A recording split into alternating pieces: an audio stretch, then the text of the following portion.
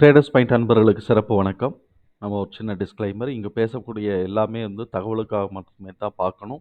இது நடக்கும், இது நடக்காதுன்னு சொல்லிட்டு எந்த கருத்தையும் நம்ம வலியுறுத்துறது கிடையாது. இது யாருக்கும் முதலீடு சம்மந்தமாக கொடுக்கப்படும் ஆலோசனையும் கிடையாது. பங்குகள வாங்கவோ, விற்கவோ ஆலோசனை கொடுக்கல. பைசா வாங்கிட்டு எந்த டிப்ஸும் நாங்க ப்ரொவைட் பண்றதில்ல. எல்லா தொழில்லயும் ரிஸ்க் இருக்கும். ரிஸ்க்க புரிஞ்சுகிட்டு எச்சரிக்கையோட நம்ம பிசினஸ் பண்ணும்போது எல்லாமே நல்லா இருக்கும். எங்கள ஆதரிக்கிற அனைத்து நல்ல உள்ளங்களுக்கும் நன்றி.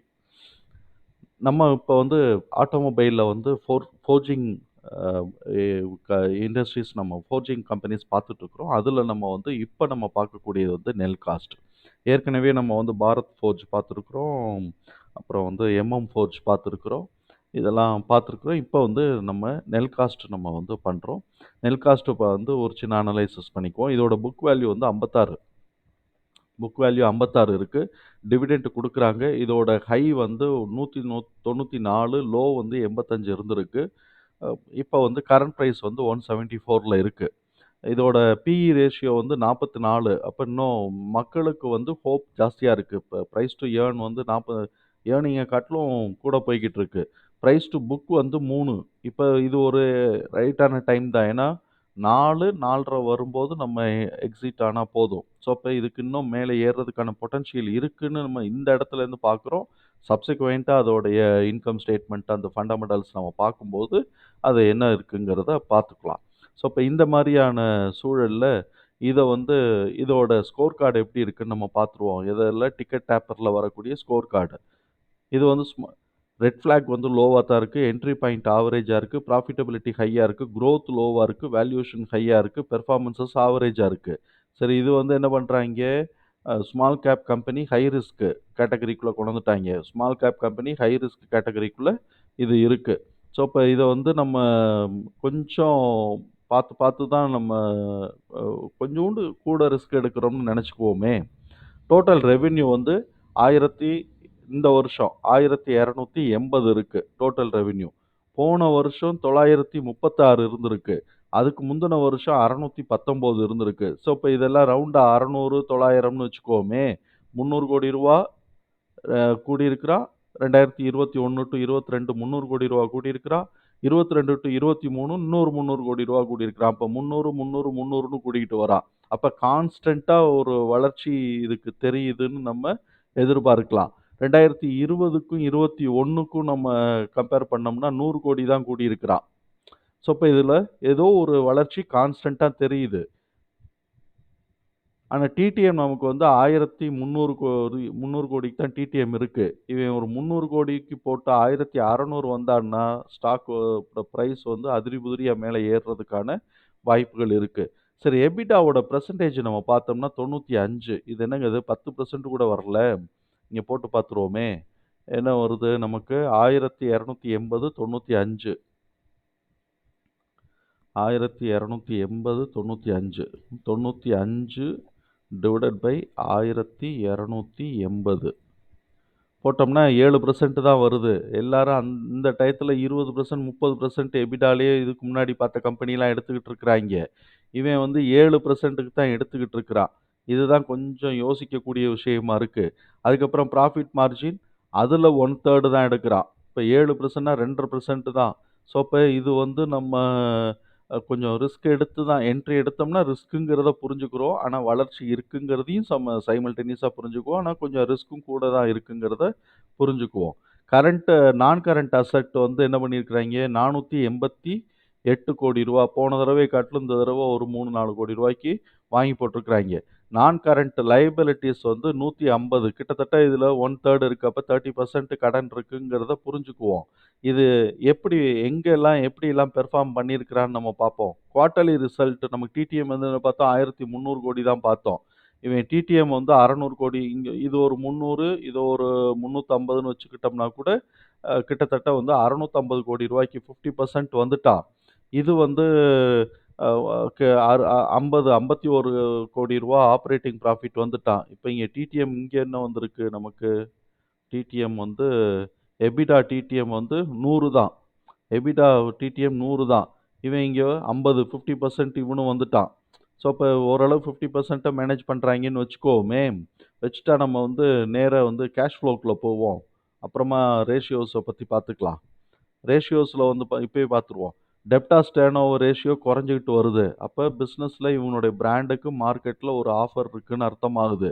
அதே மாதிரி பேயபிள் ரேஷியோவும் குறைச்சிட்டு வருது. ஸோ இப்போ இவன் கிரெடிட்டாருக்கும் கொஞ்சம் சீக்கிரமாக பணத்தை கொடுத்துட்றான்னு நம்ம எடுத்துக்கலாம். கேஷ் கன்வர்ஷன் ரேஷியோவும் குறைஞ்சு வந்திருக்கு. கிட்டத்தட்ட பார்த்தோம்னா ஒரு 15 டேஸ் 16 டேஸ்னாக்க 1 மந்த் கிட்ட குறைஞ்சு 15 டேஸ் குறைஞ்சிருக்கு. ஹாஃப் அ மந்த் குறைஞ்சிருக்கு. அப்போ இங்கே என்ன ஆகுது, ரொட்டேஷன்ஸ் வந்து சீக்கிரம் சீக்கிரமா 2 மந்த்ஸ்லயே இவனுக்கு ரொட்டேஷன் கிடைச்சிருது. அப்ப பிராண்ட் வேல்யூ அ பிரா இவன் இந்த பிராண்டோட இவங்க இந்த கம்பெனியோட ப்ராடக்ட் அதோட பிராண்ட் வச்சிருந்தா பிராண்ட் இல்லாட்டி இவனுடைய ப்ராடக்ட் மார்க்கெட்ல கொஞ்சம் சீக்கிரம் சீக்கிரமா மூவ் ஆகுது அப்படிங்கிறத நம்ம புரிஞ்சுக்க முடியுது. இந்த இடத்துல இன்கிரீஸ் ஆச்சு அப்படின்னு சொன்னா கம்பெனி கொஞ்சம் வளர்ச்சி அதாவது சேல்ஸ்லலாம் கொஞ்சம் இனிமே தடுமாறுவாங்கன்னு அர்த்தம். ஆனா இங்க குறைஞ்சு இருக்கிறதுனால நம்ம வந்து கொஞ்சம் இப்போ நம்ம நம்பிக்கை வைக்கலாம். சரி, கேஷ் ஃப்ரம் ஆப்பரேட்டிங் ஆக்டிவிட்டி வந்து கூடியிருக்கு. பார்த்தோம் அப்படின்னு சொன்னாக்கா, முன்னாடிலாம் மைனஸ்ல இருந்திருக்கு. இப்போ வந்து கூடியிருக்கு. அப்ப ஓரளவுக்கு கேஷ மேனேஜ் பண்ண ஆரம்பிச்சுட்டாங்க. அதே மாதிரி தான் கேஷ் ஃப்ரம் இன்வெஸ்டிங் ஆக்டிவிட்டீஸ்ல வந்து போன தடவ மைனஸ் வந்து இந்த தடவ மைனஸ் 32ல இருந்து மைனஸ் 23 வந்திருக்கு. ஓகே, இதுவும் நல்லா இருக்கு. ஆனா கேஷ் ஃப்ரம் ஃபினான்சிங் ஆக்டிவிட்டில வந்து மைனஸ் 71. ஏன்டா இந்த இடத்துல மாத்திரம் மைனஸ் ஆயிருக்கு அப்படின்னு நம்ம பார்த்தோம் அப்படின்னு சொன்னாக்க, புதுசா ஒரு கடன் வந்து ரூ. 29,00,00,000 வாங்கியிருக்கிறாய்ங்க. ரீபேமெண்ட் வந்து எந்த இதுவும் நமக்கு ஆகல. வட்டி தான் கட்டியிருக்கிறாய்ங்க. இன்ட்ரஸ்ட் பெய்டு ரூ. 25,00,00,000 இன்ட்ரஸ்ட் பெய்டு.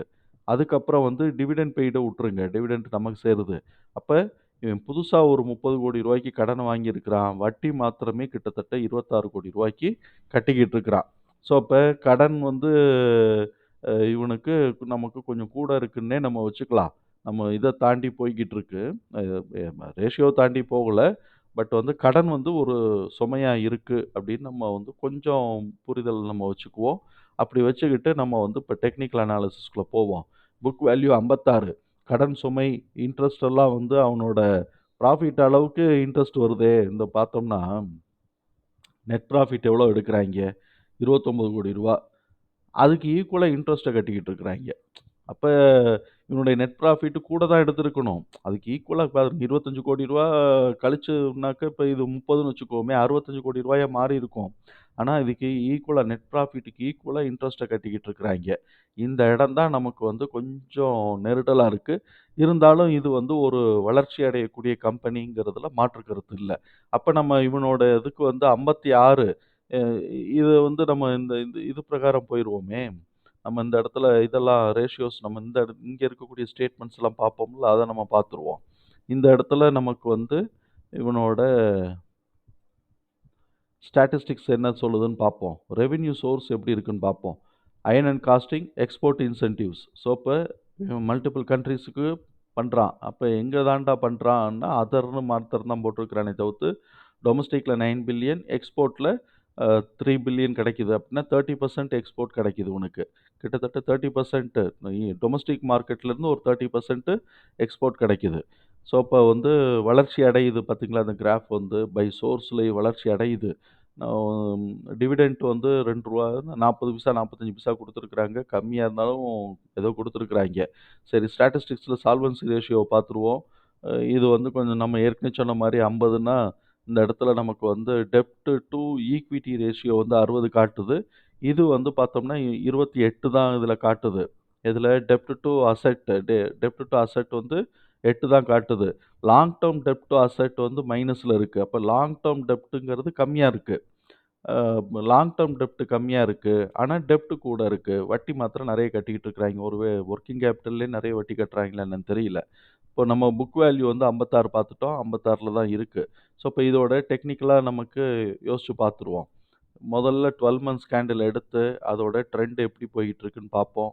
ட்ரெண்ட் பார்த்தோம்னாக்க, இந்த இடத்துல ஒரு ஒரு புரிதல் வேணும். நான் வந்து எப்போதும் கீழிருந்து எடுப்பேன். ஆனா, இந்த தடவ இங்க கீழிருந்து இப்படி போட்டு பார்த்தோம்னா, இந்த இடத்தோட நமக்கு வந்து ஒரு சைக்கிள் முடிஞ்சிருது. அப்ப இந்த இதிலிருந்து இந்த இறக்கம் வந்து 2ண்ட் சைக்கிளுக்கான அச்சாணியா ஏறியிருக்கு. அப் இப்ப வந்து 1.6182 வந்திருக்கான். நமக்கு புக் வேல்யூ எவ்வளவு? ரூ. 56 இருக்கு.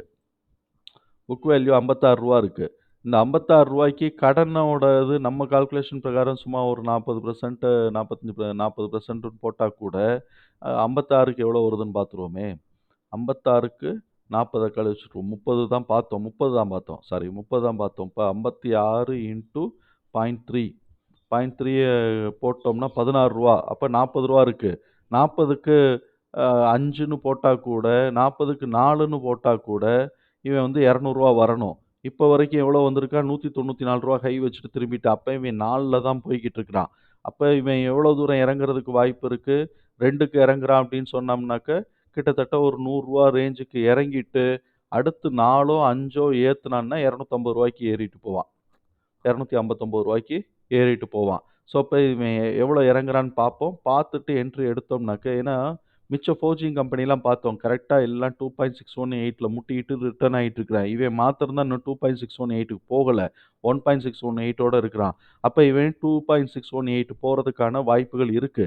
அப்ப இந்த கம்பெனிய நம்ம வந்து மனசுல வச்சுக்கிட்டு, இவன் கீழ இறங்கும்போது அட்வான்டேஜ் எடுத்து வாங்கி போட்டோம்னா, 2.6 2.618 போகும். இது வந்து ரூ. 259 இதோட இதுல இருக்கு. நம்ம வந்து விஷ் லிஸ்ட்ல ஏத்தி விட்டுருவோம். இப்பயே ஏத்தி வச்சுக்குவோம். ஏத்தி வச்சுட்டு இந்த மார்க்க போட்டுக்குவோம். சரி இப்ப கரண்ட்ல என்ன ட்ரெண்ட் ஓடிக்கிட்டு இருக்கு? நம்ம வந்து அ ஒன் டே கேண்டில் எடுத்து பார்ப்போம். ஒன் டே கேண்டில் எடுத்து பார்த்தோம்னா, இந்த வருஷத்துக்கான ட்ரெண்ட் என்ன வந்துட்டு இருக்கு? கரெக்ட்டா வந்து கீழ இறங்க போதா, மேல ஏற போதான்னு தெரியாம இருக்கு. இப்ப பார்த்தோம்னா, இந்த இடத்துல வந்து பார்த்தோம்னா, ஹை வேல்யூ இது. இது வந்து ஹை வேல்யூ.